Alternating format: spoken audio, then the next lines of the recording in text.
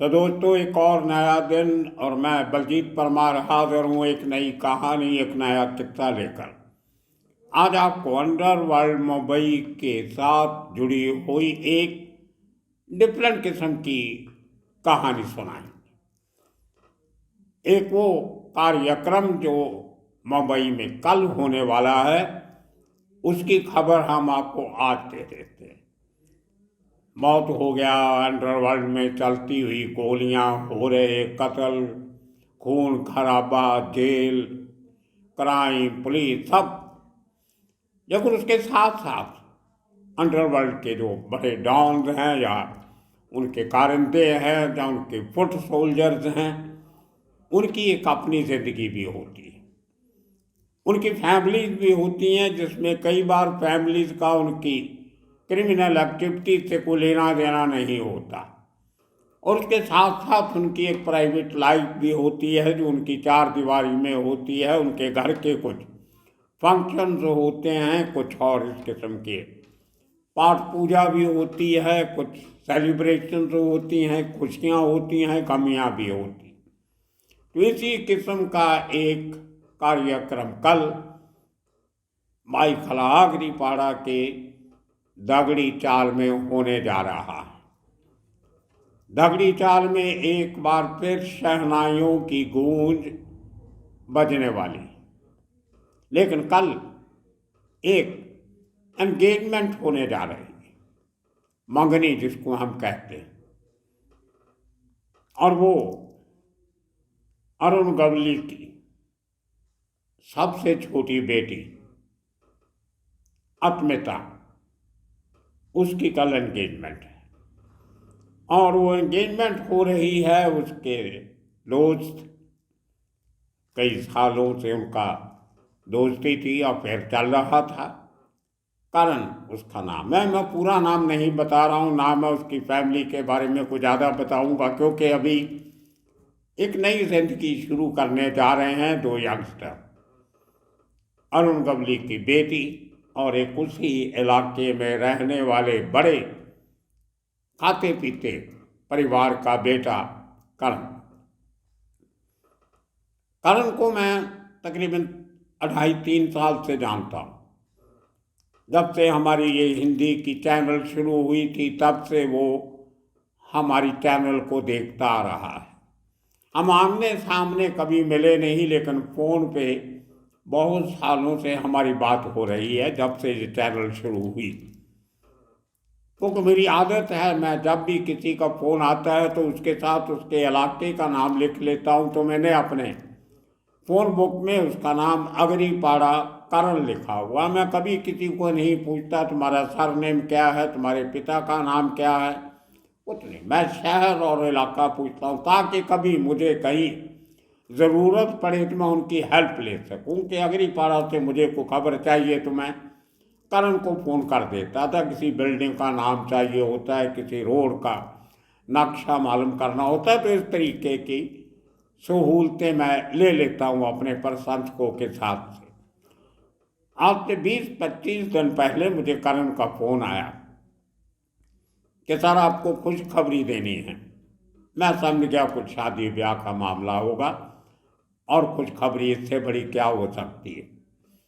उसने कहा sir yes, मैं शादी करने जा रहा हूँ और आपको शादी में आना है, मैं इसलिए पहले ही आपको बता देता हूँ। और जैसे हमारी हिंदुस्तानी तहजीब है, हम कहते हैं हाँ जी मैं बेटा ज़रूर आऊँगा, बताइए कब शादी कर रहे हो। बोलता है वो अभी डेट तय नहीं है, लेकिन हो सकता है कि जनवरी में होगी, तो मैं आपको ज़रूर बताऊँगा। फिर उसने कहा कि उसकी शादी जिस लड़की से होने जा रही है वो अरुण गवली, अंडरवर्ल्ड डॉन अरुण गवली, दगड़ी डॉन भी हम कह देते हैं। आप सबको मालूम है, कोई भूमिका देने की जरूरत नहीं है, उनकी बेटी है। तो मुझे क्या एतराज़ हो सकता है? अगर एक लड़का एक लड़की से शादी कर रहा है, लड़की का पिता अरुण गवली है, तो मुझे इसमें क्या एतराज़ है। लेकिन मुझे अच्छा लगा कि उस आदमी ने ये बात छुपाई नहीं कि मैं किस लड़की से शादी करने जा रहा हूँ। फिर मैं भूल गया इतने दिन, और कल अचानक मुझे मेरे एक मित्र ने, दूसरे जो दगड़ी चाल के आसपास ही कहीं रहते हैं, उन्होंने कल मुझे कार्ड भेजा। वो कार्ड था वो एंगेजमेंट कार्ड जो आम लोगों के लिए नहीं है, जो उस फैमिली के करीब लोग हैं। मुझे करण ने भी बताया कि कल का जो फंक्शन है, कल शाम को 7 बजे दगड़ी चाल में ये एंगेजमेंट मंगनी की रस्म होगी। उसमें कुछ गिने चुने लोगों को बुलाया गया हो कि बहुत बड़ी भीड़ नहीं बुलाई गई, वो सब शादी में आएंगे। तो कार्ड मेरे पास आया, मैंने ध्यान से देखा तो अस्मिता एंड करण, वहाँ भी कोई सरनेम नहीं लिखा हुआ, अस्मिता का भी कोई सरनेम नहीं। अस्मिता अरुण गवली की सबसे छोटी बेटी का नाम है, और इसका मतलब होता है सोल, SOUL, सोल, आत्मा, आत्मा से अस्मिता। तो ये नाम गवली ने अपनी बेटी का रखा है, बहुत बढ़िया नाम है। मैंने पहली बार सुना, शायद किसी और लड़की का नाम नहीं होगा, मैंने तो नहीं सुना, आपने कभी सुना होगा तो बता देना। अस्मिता वगैरह इस किस्म के शब्द हमने सुने थे, लेकिन अस्मिता पहली बार सुना। बहुत अच्छा नाम, अच्छा लगा। और कल 7 बजे शाम को थोड़ी बहुत गहमा गहमी, कुछ माहौल अच्छा खुशगवार माहौल उस दगड़ी चाल में होगा, जहाँ पे एक ज़माने में बहुत कुछ हो गया। तो मैंने करण को पूछा अचानक, मैंने कहा यार मैंने आपको कभी पूछा नहीं कि आप करते क्या हो।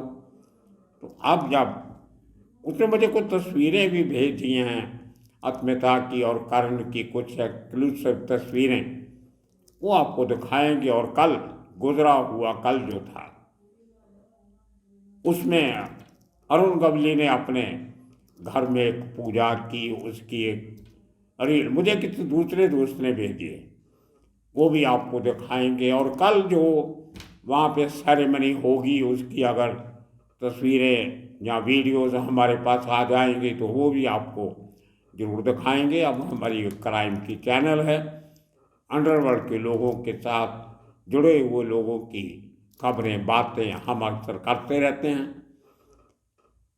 इसके पहले भी 3-4 महीने पहले जब एक कुछ मैंने स्टोरी के ऊपर कुछ बात हुई थी, तो आशा गवली का, जिनको मम्मी लोग कहते हैं, उनका फ़ोन भी आया था कि आप कभी कोई ऐसा कुछ बात हो तो हमसे बात कर लिया करो।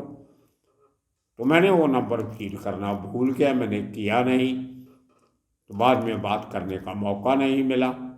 और बाहर के आदमियों के पास नंबर नहीं है, होता भी है तो वो देते नहीं हैं, तो मेरी बात नहीं हुई। खैर, तो करण को मैंने पूछा कि क्या कर, तो उसने बताया कि अस्मिता ने अपने ग्रेजुएशन कर ली है, और करण ने भी अपना कॉमर्स में ग्रेजुएशन की है, और वो फैमिली बिजनेस में है, बड़ी पढ़ी लिखी फैमिली है। उसकी एक बहन एडवोकेट है और दूसरी उसकी बहन बैंकर है। उसके एक अंकल, उसके पिता के भाई, वो भी बहुत बड़े बैंकर रहे हैं। उसके साथ फैमिली का बहुत लंबा चौड़ा बिजनेस है, घर है, प्रॉपर्टी है, जायदाद है। और उनके एक फूफा, करण की डैडी की बहन के पति, वो मुंबई क्राइम ब्रांच के ऑफिसर हैं। अब शायद रिटायर हो गए होंगे, मुझे पता नहीं। तो इस किस्म से उस फैमिली का एक संक्षिप्त सा एक बैकग्राउंड है। मैं उनके नाम वाम, कुछ उनका सरनेम, उनका एरिया सब नहीं बता रहा हूँ, क्योंकि ये उनकी प्राइवेसी का हिस्सा है। सिर्फ उतनी बातें आपको बता रहा हूँ जितनी बातें मुझे करण ने बताई। अब ये रिकॉर्डिंग करने के पहले भी मेरी बात हुई, उसने कुछ तस्वीरें भेजी हैं अपनी दोनों, और उसने कहा कि 6 साल से उनका अफेयर चल रहा है। अब इतने लंबे अफेयर के बाद आज मंगनी होने जा रही है कल, उसके बाद शादी भी होगी, और उसने मुझे मेरे से फिर वादा लिया कि मैं उसकी शादी में जरूर जाऊं। और मैं भी सोच रहा हूं कि चला जाऊंगा, कि मैं तो अपने एक सब्सक्राइबर जो इतना इज्जत मान सत्कार प्यार करते हैं, अगर वो मुझे बुलाता है तो मैं जाऊंगा। दगड़ी चाल से तो मुझे कोई इनविटेशन आने का मतलब नहीं है, लेकिन मैं लड़के वालों की तरफ से तो जा सकता हूँ। ये भी सवाल मैं आप पे छोड़ता हूँ, आप भी सब, आप मुझे प्लीज़ कमेंट्स में ज़रूर बताना कि क्या मुझे इस शादी में जाना चाहिए या नहीं जाना चाहिए। एक बार दाऊद इब्राहिम के भाई की शादी थी दुबई में, मुझे इनविटेशन आया था, लेकिन उन दिनों में मैं दुबई में ही था जब मुझे इनविटेशन आया, किसी और काम से गया हुआ था, लेकिन मैं शादी के फंक्शन में नहीं गया था। जिस होटल में मैं ठहरा हुआ था अपने खर्चे पे, उसी होटल के नीचे एक हॉल था, वहाँ पे एक कोई म्यूज़िक का कार्यक्रम था, कुछ सिंगर वगैरह आए हुए थे, गज़ल वगैरह इस किस्म का। वो मैंने खाली अटेंड किया था, क्योंकि वहाँ पे और कुछ नहीं था, खाली म्यूज़िक, एक अच्छी गज़लें आपको सुनने को मिलती हैं, अच्छे गीत, अच्छी पोइट्री। उसमें काफ़ी सारे आर्टिस्ट इंडिया के भी थे, पाकिस्तान के भी थे।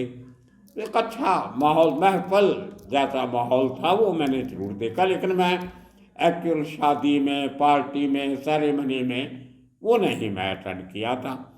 ये भीड़ भाड़ से बहुत डरता हूँ मैं, मुझे वर्टिगो की प्रॉब्लम भी है, क्राउड में नहीं जा सकता हूँ, चक्कर आ जाता है, गिर जाऊँगा तो कौन संभालेगा। तो मैं इस बातों से थोड़ा, इस हालातों से थोड़ा दूर रहता हूँ। मेरी फिजिकल प्रॉब्लम्स हैं, मेंटल प्रॉब्लम्स हैं, नर्वस सिस्टम की प्रॉब्लम है, कई कई सारी दिक्कतें हैं, लेकिन मैं कोप अप कर रहा हूँ, अपने तरीके से लड़ रहा हूँ इन सब जिस्मानी कमजोरियों से।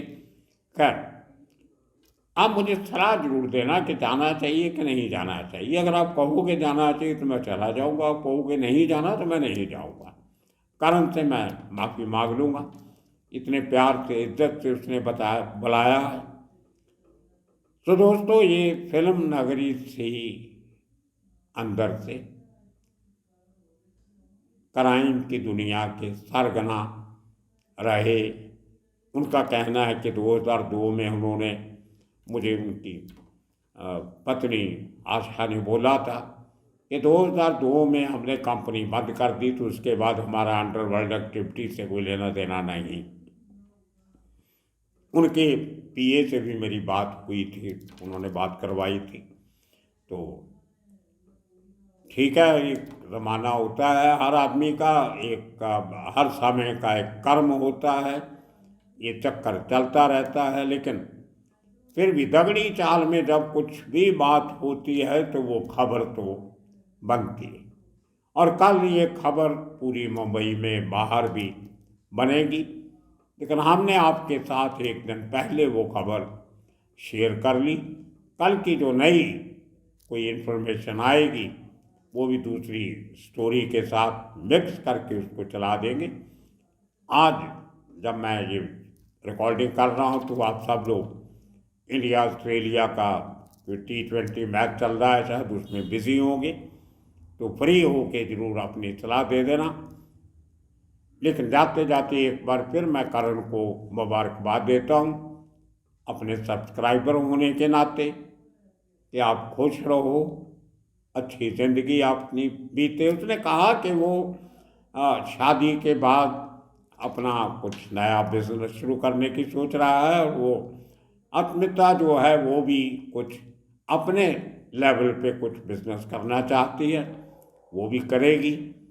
और इस किस्म की बातें, अब यंगस्टर तो नहीं रहे वो, 6 साल से उनका अफेयर चल रहा है, कुछ उम्र भी बड़ी होगी, मैंने पूछा नहीं कितनी उम्र है, लेकिन जो फोटोग्राफ करण ने मुझे भेजी उससे लगता है कि दोनों अच्छे हैं, ठीक है। उम्र के हिसाब से वो अपनी ज़िंदगी का रास्ता चुनने के काबिल लगते हैं। Wish them all the well. कल एक नया किस्सा कहानी इसी किस्म की अंडरवर्ल्ड से जुड़ी लेकिन फिर हाजिर होंगे। तब तक के लिए आप सबका बहुत बहुत शुक्रिया, धन्यवाद।